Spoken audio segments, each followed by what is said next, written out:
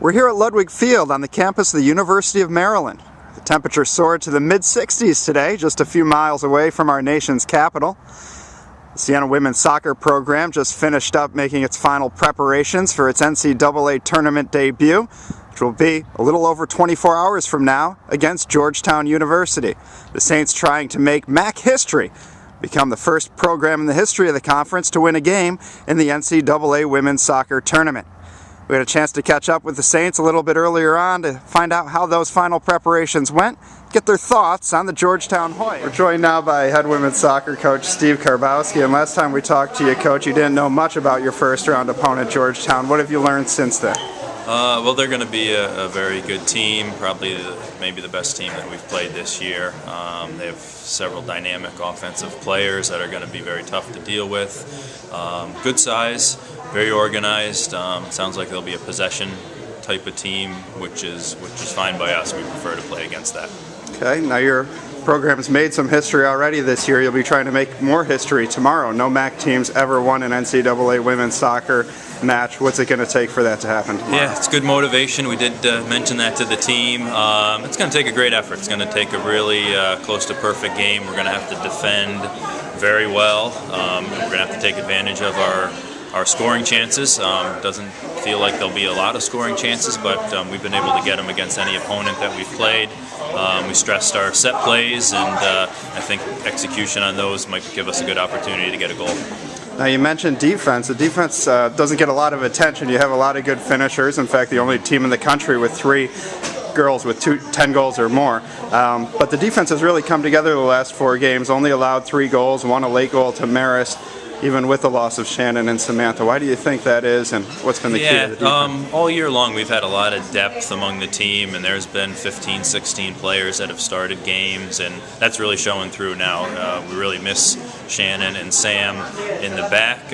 Lisa and Gabby have stepped in and done a great job, and I think just with our backs against the walls the last couple of weeks, everybody's rallied together and really stepped up their game. Now, last question for you here, Coach. You said a lot of times this year that this team is special, and you've known it since the first game of the year. I'm going to put you on the spot. What is it that makes this team special compared to some of the other teams you've had? I always go back to the seniors. We have 8 seniors that are just so close. That class hasn't changed. Nobody's left that class. Nobody's joined it with any transfers. And I think that's really fed throughout the team and made the whole team so close. A lot of road trips this year. We've spent a lot of time together in hotels and buses, and I think the closeness of the team has been our success.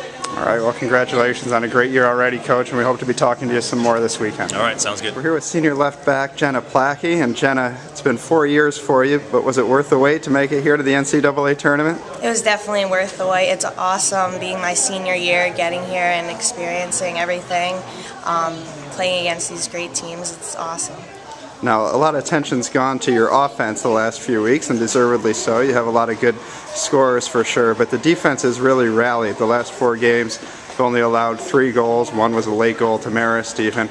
What is it that's brought you guys together? I think Gabby, she's a freshman. She's definitely played the role really well. She stepped right in, and she's been doing great things for us offensively. Lisa as well, coming in the center back. I think we've really meshed well the past few games, and yeah, we're just doing really well. Now, you're about 24 hours away from your first NCAA tournament game. I'm sure Coach has been putting you through the final preparations. What are going to be the keys in your mind to defeating Georgetown tomorrow? I think just coming out and just starting from the beginning, playing as hard as we can, not backing down, not being fearful, and just getting right after it from the first minute. All right, Jenna, good luck. Thank you. We hope to be talking to you tomorrow. So back here on the beautiful University of Maryland campus, another school day comes to an end. Truth is, many of these students don't know much about the Siena women's soccer program. Saints hope to teach them a little something tomorrow. If they do, could be the Maryland Terps that are next in line. If Siena can pull off that historic win at Ludwig Field tomorrow at 8 p.m. against Georgetown. For SienaSaints.com, Jason Rich reporting from College Park, Maryland.